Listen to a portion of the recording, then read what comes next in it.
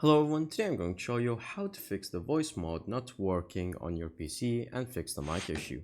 Make sure to watch the video to the end, not to miss any important details, like and subscribe.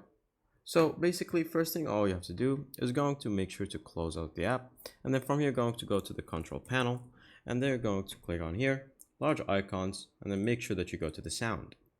From here you're going to open it, and then it's going to redirect you to this window. We're going to click on recording. And you're going to make sure that this microphone is set to your default one or whatever microphone that you have plugged in. A lot of times from the settings themselves it doesn't work, so from here you're going to disable it and then enable it again just to double make sure that it works all well. Then from here after that you're going to close it, and then you're going to open the application once again. And then from here you're going to go to the settings. Make sure that the microphone is set as the similar one as the one that you made sure that you're enabled in the voice settings.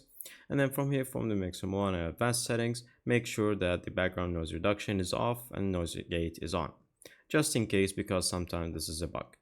After that, once finally you're going to open Discord or whatever set of microphone that you would like, and then from the settings there, make sure that it matches the microphone set here and the voice mod. Thank you guys for watching. See you next time. Bye bye.